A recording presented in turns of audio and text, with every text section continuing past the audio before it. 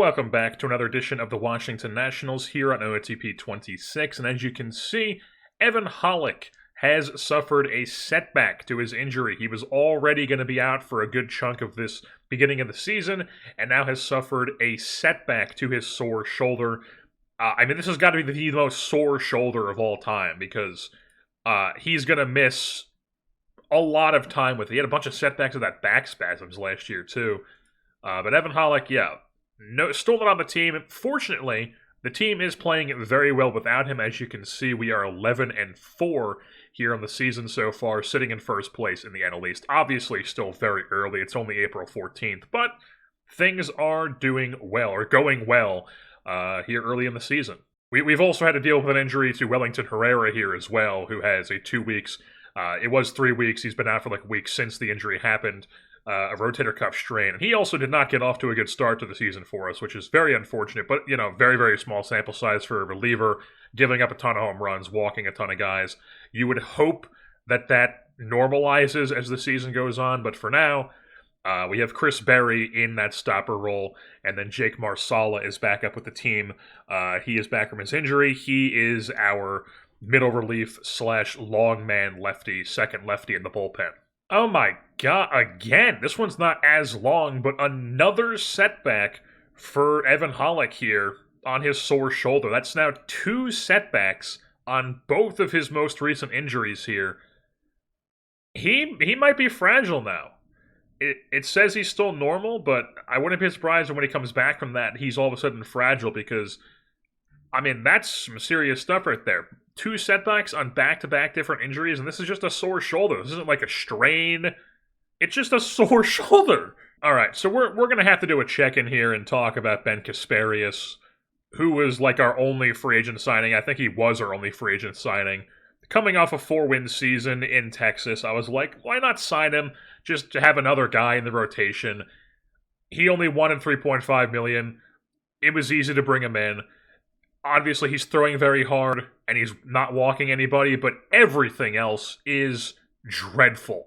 He's had 7 starts so far here in 2035 and 29 1/3 innings. He already is a negative win player. He's got a 7.3 ERA, an 8.7 FIP, a 1.6 WHIP, a 5 K- walk, and he has a 4 home run per 9. I think we might just say, hey man, it was a nice experiment.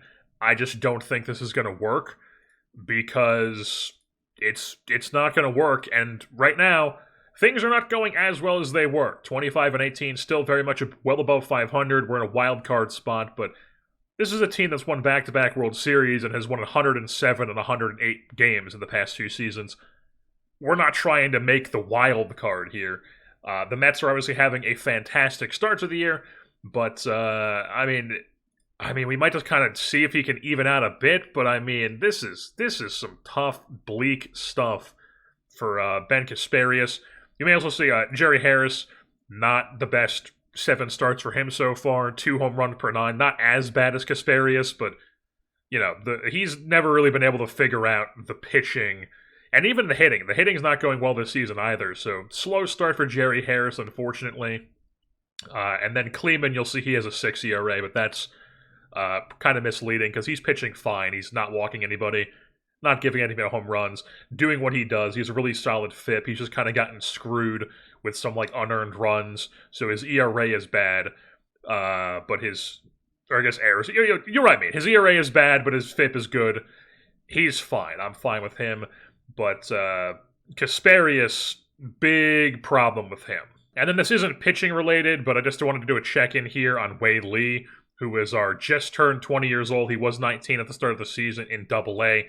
As you can see, he's gotten off to a fantastic start in Double-A. Was probably going to force his way onto our big league roster at some point. Unfortunately, that's going to be a bit delayed now because he tore his meniscus. He's out for 3 to 4 months. So, not great there. Suddenly we're on a not great streak right here in the middle of May. Really bad stuff. This most recent 5-6 loss, or 6-5 loss, was a Kasparius start. 7 hits, 5 runs in 4 1/3 innings. I mean, it's not good. It's not good. They hit a ton of home runs. Yeah, they hit a home run off Kasparius, and then Barry gave up one as well. So he gave up 2 that game. We got to get him out of there. Oh my God, he just came back from it. You got to be kidding me. Mateo Reyes here just came back from his herniated disc that took him out for 4 weeks. Put him on a rehab assignment, and now he finds out he's got arthritis in his elbow at 26? He's cooked. He's cooked. And of course, this is on the back of us just giving him this extension, which of course is very, very team-friendly, of course. But still, we committed all these years to him, and now it's like, oh yeah, I've got arthritis in my elbow. Seems like an important thing, a major thing here for a pitcher. Alrighty, folks, things are looking much better than they did the last check-in here. It is 58 and 35. Not that they were looking down, but we are 58 and 35, only 1 game behind the New York Mets in this National League East division. If we take a look at the expanded standings, we do have the better run differential, and it is very much a 2-team race, as the Marlins, Phillies, and Braves are all well below 500. Their run differentials are well into the red. None of these are good teams, but us and the Mets, it's going to be a showdown. It looks like it's going to be a crazy, crazy year top the NL East division, as we are only a game behind them. We do have technically the best run differential in the National League. In Major League Baseball. The best run differential in Major League Baseball belongs to us, but it also looks like the second best run differential in Major League Baseball belongs to the Mets. So it's not like they're just like some team that's getting lucky. This is a very good Mets team, and it's going to be a tight race at the top of the NL East this season. And if we take a look at what our team has actually done this year, really solid month by month. We won 19-8 in the month of June. Incredible stuff there. We are destroying right-handed pitching. Left-handed pitching, not so much, but it's like obviously way less games. 1-run games, fantastic. Love to see that. You don't want to have another year where it's like, oh my God, we can't win these close games. That's not the case this year. That's good to see. And we are doing it a bit differently this year because things have not really gone well with our pitching this season, very weirdly enough. But when it comes to the hitting, we are absolutely clobbering the shit out of the baseball here in 2035. First in all these categories: batting average, OBP, slugging, OPS, WAR, WOBA, runs scored, hits, extra base hits, home runs, and base running. And then second in base on balls. Only 6th in strikeouts. Not stealing a ton of bags, but that's fine. We're getting the base running value, and then we're first in like every other goddamn category, including runs scored and home runs. I mean, we're just hitting the shit out of the ball, like I said. And then for whatever reason, the pitching staff just hasn't been what we normally are this year. The starters, probably a big part of that is Kasparius and some of the other guys who have struggled a little bit. Nobody's really having a great season when it comes to our starters. The bullpen, not as good as it has been. Not the best bullpen ERA, but third, we'll take that. And then we're just giving up way too many home runs, or way too many runs so far. Home runs too. But runs allowed 7th, that needs to improve. We are not a give up the 7th most runs in the National League sort of team. I mean, that should just show you how many runs we're scoring, because we have the best run differential, even with the 7th runs allowed in the National League, and then 11th in WAR, 6th in hits allowed, opponent's average, 3rd in BABIP, 11th in home runs, and then we're not striking out outside guys. At least we're not walking anybody. But we got to clean up the home runs. We got to stop giving up home runs. We've had a lot of home runs given up this year, and that's been our downfall. A lot of that was Kasparius. He is no longer on the team, but it's not like a lot of our other players are having the greatest seasons at the home run per 9 either. We've got a lot of in the rotation. Alcia's in the rotation for us now, 8 starts. He has been not great. Just because we don't really have as much depth as I would have liked to heading into the season. Maybe I should have done a better job addressing that over the offseason. I guess I just didn't really think that we had that lack of depth, to be honest, but apparently we do. And Alcia's had 8 starts for us. He has not been great, giving up too many home runs. Hardcastle, 1.4. Not the best, but also not the worst on the team, but we would like to see the 1.4 come down because we know what he's capable of with the home runs per 9. Jerry Harris, just dreadful this season on the mound. 14 starts, really bad ERA plus and FIP minus. He's striking out guys, he's not walking guys, but he's given up way, way, way too many home runs for whatever reason. And then his percentile rankings when it comes to his... Or these are his hitting ones. No, these are his pitching ones. Yeah, not great. Not great when it comes to the pitching. But fortunately for us, the hitting has come around for him as he has started to really come into his own at the plate. But the pitching, just not doing it this year for whatever reason. He never really has put it together. But this year, it's like particularly bad on the mound to the point where, like, should we even just not have him start? Because he's been that bad. But also, we have no other guys to throw in there. So... we'll see. We called up this Adrian Quiones guy, 22 years old, about to be 23 years old, scouting discovery in 2029 out of Costa Rica. He's put together a bunch of really good minor league seasons. He was in Double-A to start the year, tearing things up. He was expecting to come to the big leagues. He was pissed off about his role. So I was just like, hey, why not? Maybe if we move him up to the bigs, some of this will start getting filled in more. He's 22. He's got plenty of years still to develop that before we're like, hey, that's going to be a fake overall or fake potential. And so far, it's been up and down. He's had 6 starts, giving up too many home runs. But if you look at his game log here, came up 6 innings, 2 runs, sure. 2 2/3, 7 runs, unacceptable. 5 innings, 9 hits, kind of not great.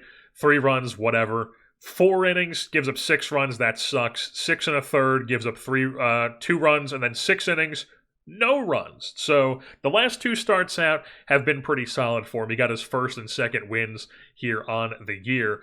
Hoping he continues to improve because we don't really have anybody who's like an obvious guy to call up and be in this rotation right now. And we're hoping he can develop.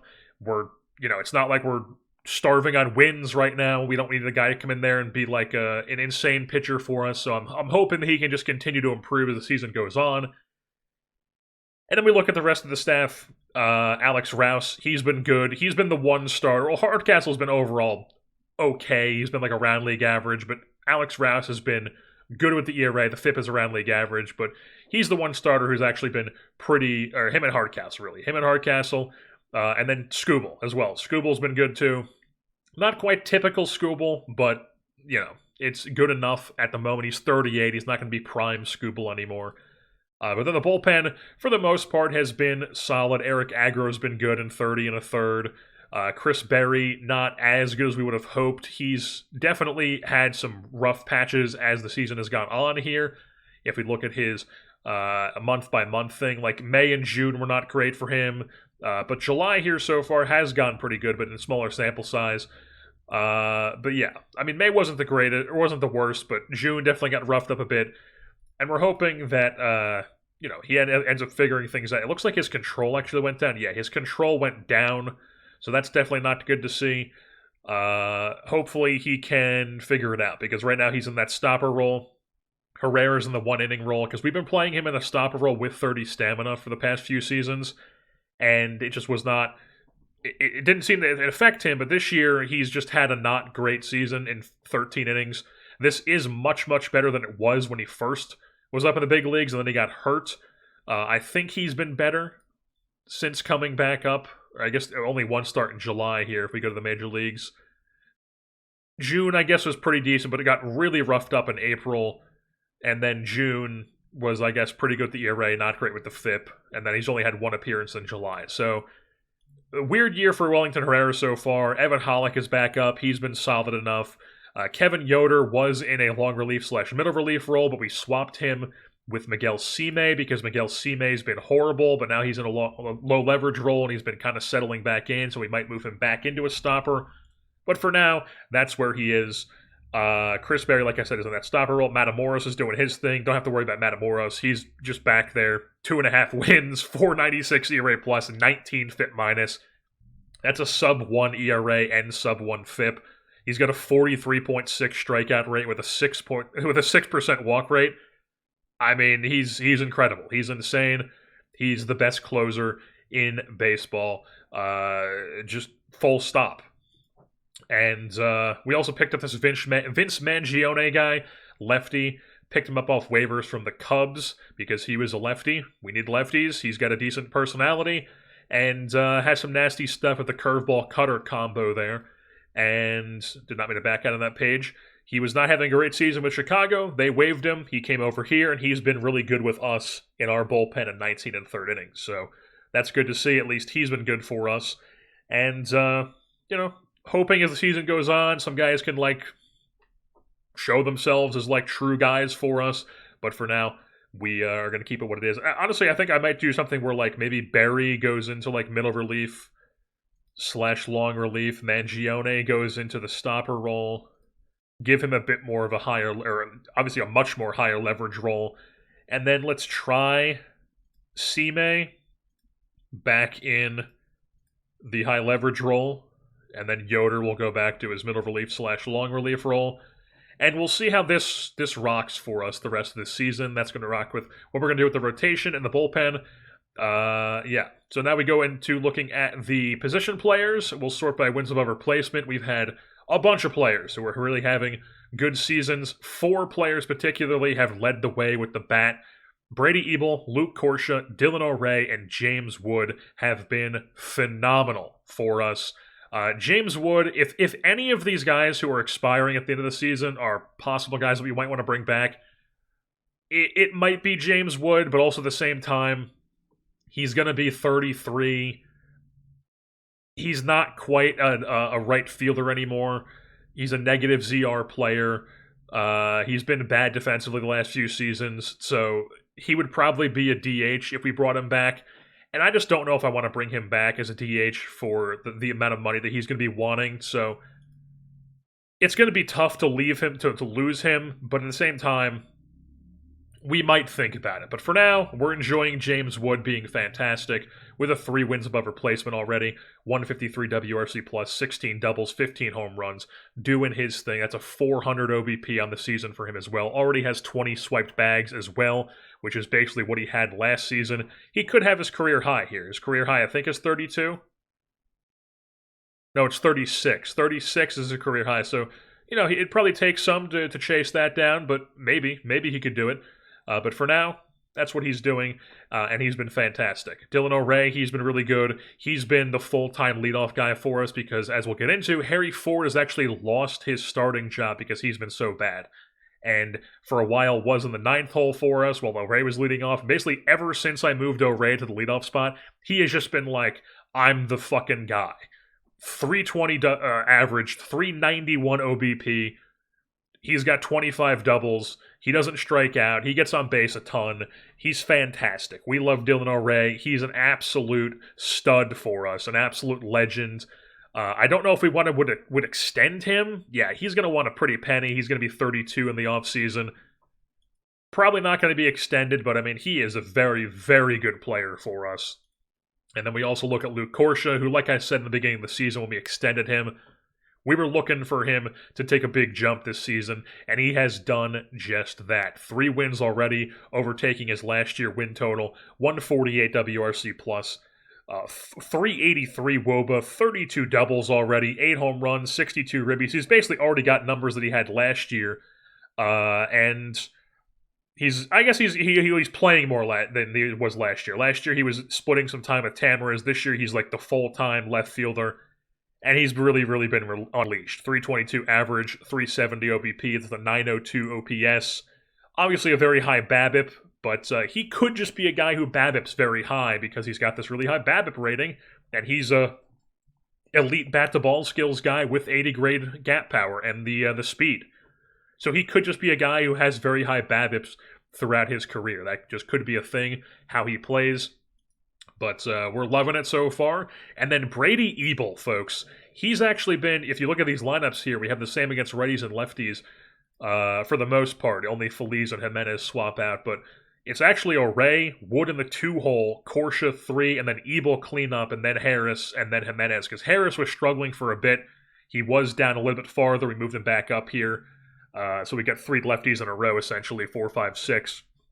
But he's in the 5-hole, hitting well in that 5-hole right now, so we're going to keep him there. But Brady Ebel has been fantastic. 22 home runs. That's a team lead right there. Also leading the team in ribbies with 71. 15 doubles. Obviously a lower number, but he's hitting the shit out of the ball for us. And he's striking out less than 20% of the time. So his K rate's gone down. His walk rate's gone down as well. But, we're going to take that with the huge bump in his overall just production offensively. And the BABIP isn't even that much higher. Like, he's BABIP'd around 319 before. So it's not like he's got a huge BABIP increase. He's just hitting the shit of the ball this year at 27, almost 28 years old. Unfortunately, we do not have him extended long-term because he is a first baseman, but we're going to enjoy him while he is right now because he has been fantastic with that 70-grade power, leading the way in the cleanup spot for us, being a solid first baseman as well. And then Angel Feliz, unfortunately, has not had his greatest offensive season. Does have 18 home runs, only 8 doubles, though. Around a league average hitter, but he's being good enough to where, productive enough to where he's got a 2.5 wins because he's a really good defender still at the shortstop position. And, he's had some up and downs offensively throughout his career, but he's still just going to put up ridiculous win numbers because he's good defensively and he's going to hit a ton of home runs, at least as a shortstop. So Angel Feliz, he's going to keep doing his thing. And then Jerry Harris, like I said, he's finally started to figure things out offensively. The percentile rankings offensively are off the charts. He's doing his thing. We love to see it. He might end up moving back up in the lineup, but for now, we're going to rock this 1 through 5 as like the absolute like run of death that we have. You face our lineup, you face these first 5 guys, even 6, 7, scary. And then 8, 9, a little bit later there. You might notice Mike Sirota's not on the team because he was just not performing well, and I was just like, you know what, let's just get another reliever in the mix and send down Sirota because I have the right to refuse minor league assignments turned off now, and Sirota's just in AAA because he's just kind of cooked at this point. He was not doing anything for us. And Josh DeCastillo is our everyday center fielder at the moment, and I think he's holding his own. Like, offensively, he's holding his own. And he's got, 0.9 ZR. It's not negative. We'll take that. So hopefully he can start to fill in some of these potential ratings that we would like to see him fill in. But for now, he's being looked at as our 6'8" center fielder who wears number 0. What an odd player. What a standout player. And then the rest of the team here, Melvin Jimenez is now our everyday catcher because Harry Ford just has not been able to get it done. Jimenez has had some really good percentile rankings. He's good enough defensively. He's got good framing numbers. And he's going to play catcher every day for us. He's barely played against lefties this season. So far, right now, we have Ford playing every second game against lefties, but we might take this off, honestly. I might even just do it right now. Just do that. And just have Jimenez play every day, and then Ford plays when Jimenez needs a rest. Because that's been what's working for us right now, and we're going to keep running with it. Luis Hernandez, not his greatest season, only a 1 win so far, 87 WRC+, not great, but he should still be solid enough third baseman. He's down in the order, he's whatever. I'm hoping he'll start to figure things out as the season goes on, because he's definitely a player that we'd like to have in our lineup, because he's just a bat-the-ball skill guy. And I've talked about how I like splitting up the power and bat-the-ball skills, so we have like power, bat-the-ball, and it's not just like 4 power guys in a row in the lineup. And then as far as the rest of the guys go, Wilkin Tamariz, he's not playing as much as we want him to play, but he's a guy who plays enough, and he's been decent enough in his time playing. He's probably, like I said, we extended him, probably going to be our starting right fielder next season. We'll see how that goes when he's actually in that role, but for now, he's just the 4th outfielder. And then we have Harry Ford, who I talked about, has just been not good at all. 0.7 WAR, 72 WRC+. The fielding has been good enough, has been solid. He's got a positive ZR, positive frame runs, but the bat is just so bad, and like Jimenez is a good framer too, so we might as well just play Jimenez, and we're planning on moving on from Ford anyway, so it's like, Ford is the number 2 right now. It's just unfortunate. He's had all these seasons in a row of productive seasons for us. I mean, literally, he's never had a season below 100 WRC+ for us until this year. I don't know what's going on this year. His BABIP is really low. Maybe we move him back in the lineup if Jimenez starts struggling, but for now, he is the bench. And it's kind of going out sad for Harry Ford at the moment. And then Fonseca's on the bench for us. He's doing his thing. Barely getting any chances, but when he comes in there, he's he's hitting the ball incredibly hard. 100 percentile average exit velo, max exit velo. He's got the highest exit velo in Major League fucking Baseball with 123.5. That is insane. home run fly ball rate, barrel percentage, hard hit rate, walk percentage. I mean, he's a 3 true outcome king, and he's even more than a 3 true outcome king because he also has really good BABIP. So I'm looking forward to getting this guy in a lineup. That's another reason why I don't want to bring back Wood and Harris, is I want to open up those spots and let Tamariz and Fonseca cook in those spots as cheaper, younger options, and just have like a whole reset of our team next year as we're definitely going to three-peat this year. It's going to be like the storybook ending for the team. We're going to three-peat, all the guys move on, and then we move on to our next era of Nationals baseball. And that's what's probably going to happen here. But Fonseca doing his thing on the bench. Gabby Berry not doing anything offensively, but he's playing around in the infield whenever he gets a chance. Whatever. He's a bench player. But now it is time to dive into the first-year player draft here on July 11th, 2035. Of course, we have the last pick in the draft because we have won back-to-back World Series. Number 1 pick belongs to the Philadelphia Phillies. Let's jump into it here. Number 1 overall to the Phillies is Gregorio Alvear, a Venezuelan Spanish immigrant, I'm assuming, who goes to a random college, Lewis Clark State College. I think I've vaguely heard of it. It looks like he's also playing in the draft league right now, but crazy stuff, movement, not great control. Sure, whatever. 1-1 to the Phillies. And now we move things on to our pick, 32nd overall, as we take a look at who is available here. I know they have done a patch to make the draft classes a bit better. That I don't believe is going to be in effect in our game until a couple seasons from now, but for now we're going to keep dealing with this. It's whatever. As you can see, it looks like it's just these 2 pitchers available, really. There's the only ones we even should be considering. Our scouting director thinks we should take Mark Worley. I mean, that's elite control. He knows my type. This scout already knows my type, and he's got triple the holy trio. Adaptability, work ethic, baseball IQ, and low financial ambition. He's got the stamina, 80. I mean, we can't take this guy number 1 overall, but if he's there, like, next pick, I might consider it here. We'll add him to the interested list just to keep him on the list and make sure his name lights up. There he is. 45. We'll see if he's still there, but I think we should look at this college starter. Elite hold runners, work ethic, baseball IQ. Only 50 control and movement, 55 stuff. He's a lefty, though, so that definitely makes his value go up a bit more as a lefty. Currently playing for the Aberdeen Ironbirds. I went to baseball camp in Aberdeen one summer. And then we have Kyle Barrows, who is the son of Wind, which is not Jung Hoo Lee's nickname. He's the grandson of Wind. Jung Hoo Lee's dad is the son of Wind. And this guy's a triple holy trio guy as well. Adaptability, work ethic, baseball IQ. He's a 50 potential. Honestly, I'm kind of tempted to just go Barrows and then Worley if he's still there. I mean, Caulfield is interesting. He is a bit more expensive, though. But the 55 control potential. Now, he is a high schooler, so he's super far away. Only 40 stamina, too. Only 30 hold runners. But he's got the holy trio, so it's like he could develop for sure. This guy sucks. I mean, 70 sorts of, even with 55 turn DP because his range and arm are so good, I'd imagine, but that's intriguing too. He could be, if Worley's not there for the next pick, where'd he go? Yeah, if Worley's not there for the next pick, then this Bachman guy might be interesting as a shortstop. Let's just click through all these 45, see if there's anybody. We're not going to take a reliever. That's another reliever. Another reliever. Holy trifecta again? Or holy trio again on this Joel Cox guy? Definitely not as good as the other guys, even if he is from New Jersey, New Brunswick.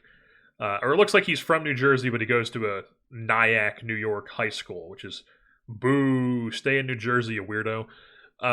Illinois guy, adaptability, not better than the other ones. Reliever, not going to take him. High school starter, no control. This guy's a reliever. Bo Hoskins, he's not anything special. R. Jensen from Lacey.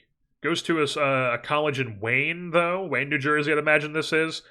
But Lacey is a school that is near where I grew up. Not super near, but they're in the same conference as the school that I went to.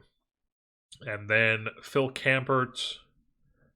No, not going to take him. He's a closer. This guy is interesting. Really high control, really high movement. 45. The personality is not there for him, though. And he's really expensive as a lefty, too. His nickname's Bill! Bill! We love Bill. And then Nate Levin, college closer. Probably not going to take him. High school reliever, no. No.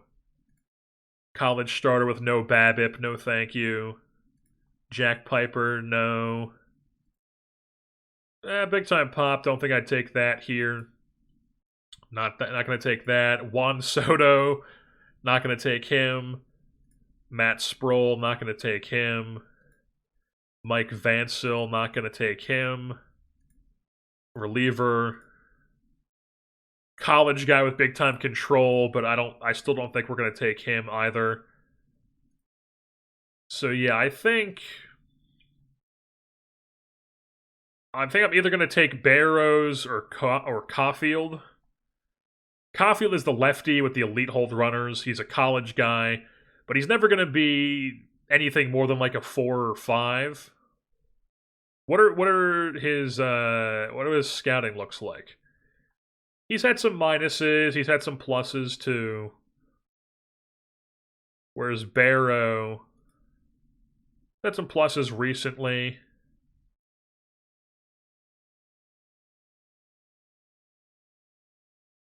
Yeah, let's just go with the college guy. We're going to go with the college guy. Randy Yo-Yo Caulfield is a lefty. He's going to be our dude. We take him 32nd overall. Then we move things on. Barrows is not there, and neither is Worley, because of course. Wasn't there? There was another starter who had the big-time control stuff. There's also the Lacey guy with big-time pop as a not actual center fielder.